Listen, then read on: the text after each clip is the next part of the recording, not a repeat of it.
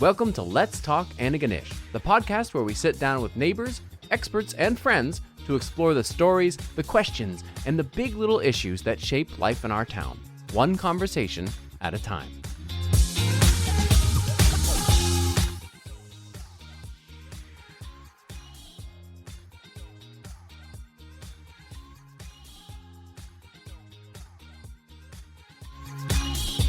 Hello and welcome to Let's Talk Antigonish. Hello, Anuj. Hi, Justin. So it's just the two of us here. I know. And so weird. Yeah. So good. We've got a lot of new episodes coming up with lots of cool topics, but we wanted to use this episode today because we're sort of new to the podcast. We've got 13 episodes, so we wanted to give our listeners a recap of some important things I think they should know about what's been going on and what we have learned having started this podcast. I am ready for it. So we'll start out with our top episodes in terms of the number of listens. So if you're a listener, maybe a first-time listener, or you've been with us the whole way, you maybe will be surprised as to which episodes received the most listens. And Which so ones are that? What's that? Which ones are that? Yeah, well, I'll tell you. And so just to clarify, this would be like an episode that you listened to yourself and maybe you forwarded to a friend and they listened. So these are ones that sort of spread. So this is media. as much an art as a science. That's right. Okay. So the number one most listened to by far, quite clearly, is the question of what's happening with the movie theater building on Main Street. No kidding. So that was the one that people wanted to know. Like that was obviously a question everyone had and wanted answers to. It was something that people often worry about or think about. And I think it's simply because we pass by it every day on Main Street. And it's been under construction for a long time. And so we are humans and we're curious and we just want to know what's going on in there. But it's interesting because there's all these social issues. And it's nothing to do with Andrew Murray. It could just be that people like Andrew Murray. I can't rule that out. Okay, They like him better than us. I can't help that. He's a charming man. Yeah. So that was easily the number one. The next one is what's the deal with the walking and biking path along the highway? Yes. So that was number two. And that so on that one, we covered the county bit, but we haven't covered the town bit, isn't it? That's correct. Yeah. We've only done the county, so we still have more questions. We have just the half story. Yeah, but this is another one. This is an important lesson. Again, this is a thing people drive by every day. They look at and then they want to know. Personal experience. Personal experience. Just a question that crops up. Right. Number 3 is the Bauer Theater closing down. Again, another question about a building. And it's an iconic question, right? People are kind of not sure. Yeah, they might have heard rumors. Yeah. Is the Antigonish getting a recreation center? Mm-hmm. That was another one. So each one of these, if you think about it, is about a construction project or a building, right? True. So the number one questions people have really are about infrastructure, I feel like. Yeah. And then number 5, this is the first one that's not, and that is Mayor Sean Cameron discussing the property tax rate increase. And that affects a lot of people's lives. Yes, certainly more so in town than county. So maybe that's why it's not as listened to as the others. Yeah. So that's officially half as much listeners as the number one. Right. Which is interesting. The Highland Games episode, so what's happening in the Highland Games, that was next. The homelessness in Antigonish issue was next. The impact of small farms in Antigonish, the farmers market. And then we start getting into the earlier episodes. Some of this has to do with the fact that the Jen Priddle one about violence in schools. I have heard from so many people talk about that. I heard that as well, yeah. But I think just because it was released earlier on as like towards the pilot episode, people and it was not on Substack yet. Yeah, exactly. So I agree. And then the newspaper one, and then the electric car one that we just released. Right. So some of those are more sort of social issues toward the middle there, or just organizations doing things. Right. People seem less interested in that, and it's still a small sample. Oh, we've only done 13 episodes, but but clearly there's a trend. The takeaway for me is social issues are interesting, but what people really want to know is what's going on in this building, which is fascinating. And to be fair, I already identified those as my main questions. We are the ones choosing these questions, and those are right at the top of my list as well. So there you go. So that's where we're at. Now we have, based on the limited data, we know sort of what people are the most interested in. Right. What are your thoughts on that? No, I think we do gravitate as human beings. It's like a opium. When you are scrolling your Facebook, and you stop at things that you can connect with easily, right? Well, yes, because there's an like what's happening in the movie theater. Yeah. There's an answer that's like 5 words long, and then you've got it, right? Whereas some of the others, like how does homelessness manifest in Antigonish? That's a long, complicated conversation. It's harder to digest. So maybe you're right. It's easier to digest. Right. Yeah. So for the listeners out there, we have been asking people what more they want for subject matter, what questions do they have, and we've been compiling a very long list of things. Right. And I thought I would just share some of them. Yeah. And then I would like to put up a poll, if we can, to ask people what they're the most interested in. Yeah, sure. So we can prioritize them. Yeah. Some of these have already been scheduled. So here we go. I'll just give you the highlights, not the whole list. It's a very long list. People are very curious. Yeah. One question we got when we were at Stole the Main was, why is beer so expensive in the pubs? So that's it. It seems like a dumb question, but it's actually interesting because I'm curious to see if it tells us something about the economy or the tariffs or something about the agricultural or manufacturing industry. People want to drink more beer and can't afford it. For example. Yeah. So that's not a trivial question. That's an interesting one, I thought. The affordable housing question, the Dr. Hendrix's. Yes. So we want to know more about that from the people actually building the houses. Also, I think affordable housing, the new units are coming up, and we might be looking at that as to what's happening there. What's happening? Yeah. So there's a question of that. I always wanted to know, is the town ready for a big fire or a flood or a natural disaster? Big one. Yeah. How does disaster preparedness? Big one. Also, disaster preparedness for people with disabilities, because that was a question we had as well. Yeah. What's going on with the RK building? We know that people are moving. When's that happening? What's happening to the old building? Right. There's a medical clinic coming up behind the Nova Scotia Service Center there. Sure. So what's going on there? Family doctors, people want to know about that. Someone had a question about the trains. I actually got really obsessed with this question. And I don't think we're going to be able to answer it, because the question is, what are those trains that we know are going through town? Because there's no passenger trains. True. And so I sort of did a bit of a deep dive, and there's a company in the United States that owns the line between Truro and... Is that a diplomatic question? Why does U.S.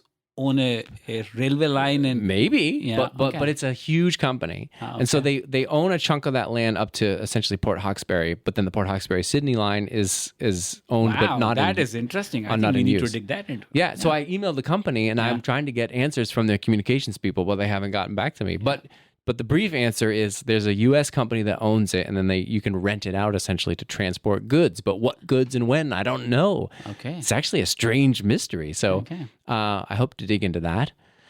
So what's happening to the Snow Queen? Because that's for sale. The sewer smell, of course, people want to know about that. What's about that? We'll have to see. I don't know. We'll talk to somebody. That has been going on. So every time you pass, and again, that's one of those questions that you crop up because you experience it every day. At the Highland Games, it was quite clearly there. Home-based care, people were curious about that. The active transport, but in the town, what's going on there? Right. The Women's Center has bought a piece of land, we heard, so we want to explore that. Yeah, that's on James Street. Yeah. And what goes on at the mosque? That was a question people had right there on Main Street. So maybe we'll interview people there. Right. The prices at Sobeys, the new arts center that's being built, the solar farm, the future of the water reservoir. Also interesting, given that we're currently dealing with the advisory to conserve the water.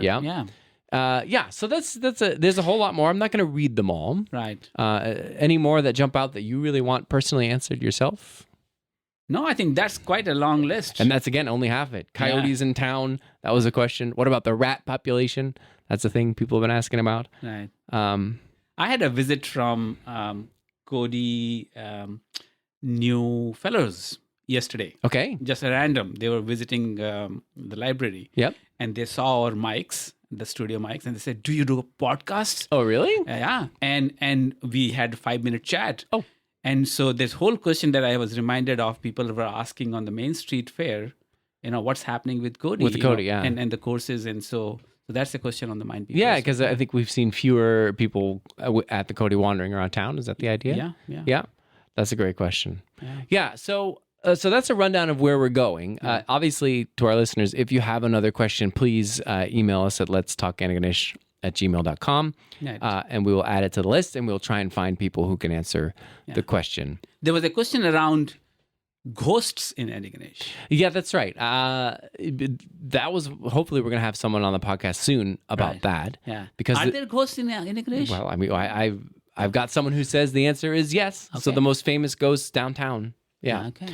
Because that's an interesting story. And there's a lot of graves downtown. Maybe people don't know this, but a lot of buried bodies under Main Street there, essentially. Right. No, those are there everywhere, but are there ghosts? That's the question. Yeah, I mean, yeah, exactly. I don't know. Not an official ghost hunter myself. I don't know about you. Okay. No, I stay away from them. Yeah. Okay, well, we've got someone who can tell us. Okay. Yeah, so then I thought, because this is just going to be a relatively brief episode, you and I just talking here, no guests. Yeah. So, Anuj, for the past 13 episodes or so, we've talked about a lot of things. Is there anything that stood out for you as a really something you didn't expect to learn, or a takeaway message that just really sticks with you from information we received, or maybe a burning question you have about the town of Antigonish writ large? So, both you and I are kind of information nerds, right? We just kind of try and soak and absorb so much. And one thing that became more clear in, with these episodes, especially some of them, is this whole infrastructure, town, county, which is on everybody's mind. It affects every one of us. It's funny, that was the top of my list. Yeah. And also, I think, and so you can say more, and this whole idea of donut that I'm kind of beginning to understand a little bit more. So that the region beyond, just next to town, that is connected to the town much more, is getting more urbanized, and yet we are not clear whether it's town or county, or so that is a very fascinating question for me. It is. And we went into the podcast and we weren't really keen to talk about the A word, amalgamation, or merger, or consolidation, or whatever you want. Because it's sort of water under the bridge, and it's painful to bring up and talk about. People have a lot to say. But we don't want to make it political. We just want to see, we're just here to talk. Yeah. And yet, somehow, after trying not to avoid it, interview after interview, this question about the difference between the town and the county cropped up. And I have the short list of the things where it showed up. During the active transport discussion, I did not expect to be talking about. Me too. There's two different active transport things. Yeah, I agree. And it was so not political, but like our county rep couldn't talk about the town. Like, they're not allowed to. It's as different. And I'm like, wow, that's fascinating that it's just so divided over something seemingly so innocent. Yeah. It came up during the tax increase, obviously, because when Sean Cameron was here talking about that. But he was quite frank about that. He was quite frank about it. But of course it makes sense that, maybe the town's tax increase would be different had there been consolidated, so you can't avoid that thought at least. Yeah. And also I think, we also realize that number of projects that are happening now have been in the works for a number of years. Yes. And previous councils have been trying to get the financing done, decisions done, and some of them are coming to fruition, but some of them just are stuck in the pipeline. Yeah, that is something we learned. A lot of the projects that are now being funded by that $22 million, they have been talked about and planned and worked on for many, many years. Yeah. And back in the day, the consolidation amalgamation thing was part of those discussions. Right. So this was an inevitable tax increase, but the specifics of it definitely would have changed based on what happened in consolidation. But even the rec center, do you remember? We were talking about a rec center, and the question is, well, where is it going to be built? Yeah. If it's built in the county, that changes things. Plus, they needed money from both town and county for the exploration. And the province, and the federal money, probably. So again, it was these, and then the farmer's market itself, again, it was the question of who's paving it. Yeah. Because it was on, and why is it getting used in 7 days? Yeah. And then Amy Hendricks came on. That was our first pilot episode talking about her build. But her build up there next to Bethany, like, that's in the county, but then it has to deal with town infrastructure. So that came into it again. So it's just, even the most innocuous subjects seem to all boil down to this issue of how do the town and county get along when it comes to financing stuff, which is fascinating to me. It is. And it need not be just a political question. It can be a very practical question. Simply who's paying for it. It can be simple, or it could be just a finance question. Right. It's completely devoid of politics. Yeah. It's just, it's interesting that it cropped up when it came to the logistics. True.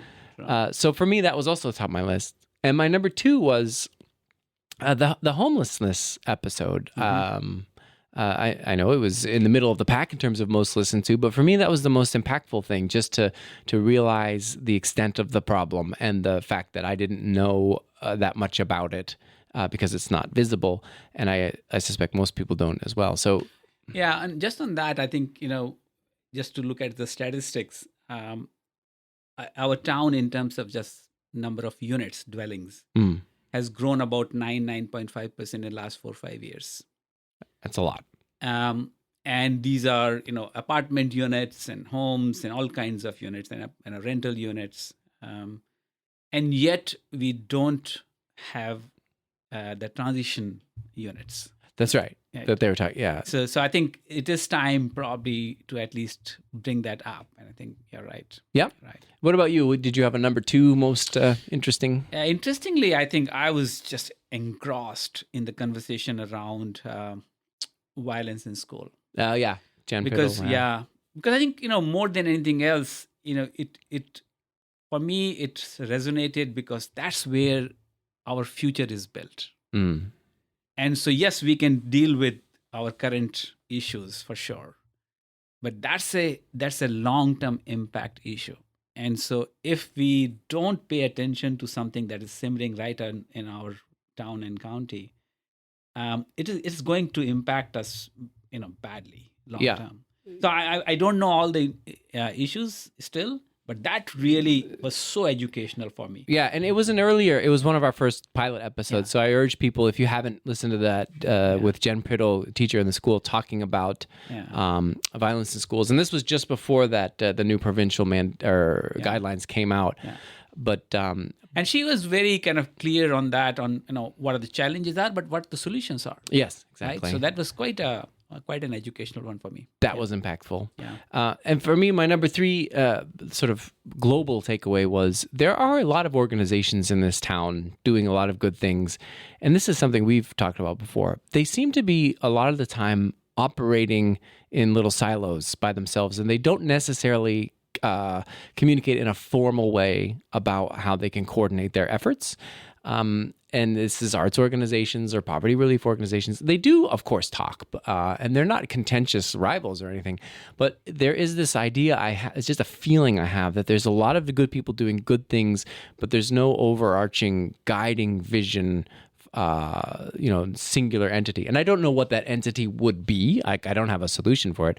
It's just, it struck me that there's so many great organizations and that we don't even know about. So we have to go find them and ask them what they're doing. And then you're like, wow, I didn't know you're even doing that. And it's odd to me that a town of this size has so many separate organizations working in parallel. Yeah.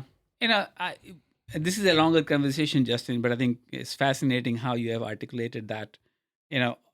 In systems thinking, we talk about a much more rigid, organized system versus much more flexible, connected, coordinated systems that allow multiple innovations to happen while remaining connected.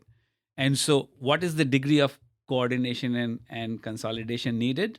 And what is not. So both has pros and cons. Yeah.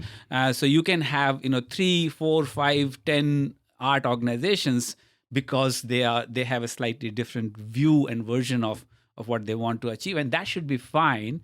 But there needs to be probably some kind of forum where we understand how important art is. And who are all different kinds of artists in our community. Yeah, and I mean, I know people like Andy Pumphrey has been keen on trying to bring people together for arts, doing great work there.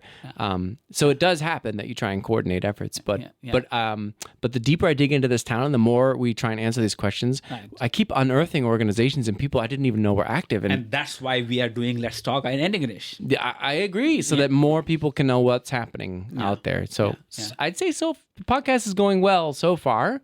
And also, I want to thank all of the supporters that we have. We have a lot of people, subscribers, thank you, and also to people who are financially contributing. Yeah, and so now we have our mics. We have this cool new portable recording thing, and 4 mics and 4 stands, and we can go places and record, and it sounds better. Yeah. So we are ready. Yeah. But you are still doing the editing voluntarily. Yes, we using my own software. So nobody's earning any money yet. It would be great if we earned enough money so that we could pay, like we were saying before, freelance journalists, other people to contribute. So we would do our interviews. Other people might have a segment, like a documentary, and we can just add more and more. Themes, Yeah. So if you're enjoying the podcast and you would like more frequent interviews or deeper dives into these subjects. And different streams of subjects. Yes, exactly. Yeah. At the moment, we're sort of answering questions, but you could also just profile an organization. Yeah. So we're not doing that yet. A lot of people would like us to, but we don't have the time. We're just doing the answers. I agree. But or an interesting story about individuals in our town and county, right? Exactly. Just profile it. And like Len McDonald, he used to write about the people. Exactly. Lots of people, And so it'd be great to have him. Maybe he could do that. Yeah. We actually mentioned that to him. Yeah. But we also don't want to just ask people to do it voluntarily, right? I mean, I'm a professional writer. I don't want to just ask other writers to do things for free. I wouldn't ask it.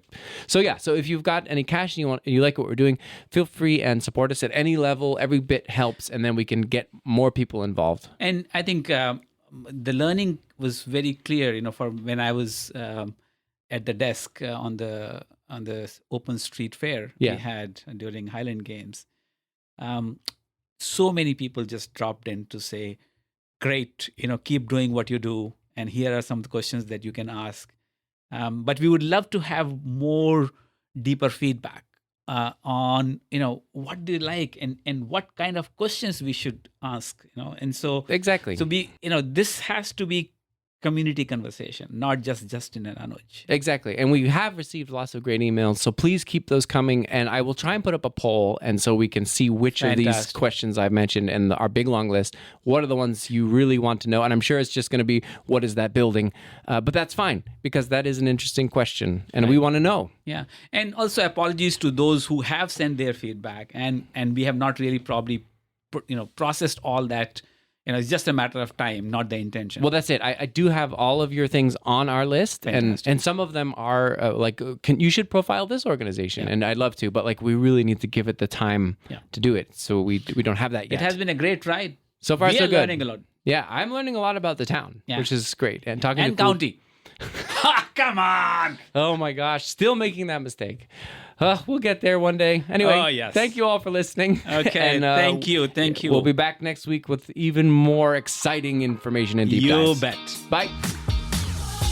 Thank you for listening to Let's Talk Antigonish. If you like the podcast, don't hesitate to subscribe. Just go to letstalkantigonish.ca and click. Voila! You'll receive new episodes right in your email inbox. This podcast is a labor of love. Please consider making a contribution, small or large. Maybe a monthly subscription. Depending on the level of public support, we would like to engage local producers and journalists to create more regular deep dive news stories about life here in Antigonish. Right now, it's just Anuj and I doing this in our free time. You can read all about the podcast and ways to support us at letstalkantigonish.ca.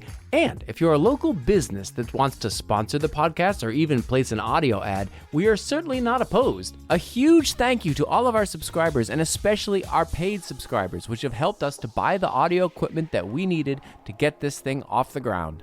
And remember to get in touch with us if you have an idea for a future episode or a burning question about life in Antigonish that you want us to explore and get answers to. We welcome all feedback. Just email us at letstalkantigonish@gmail.com. Let's talk, Antigonish.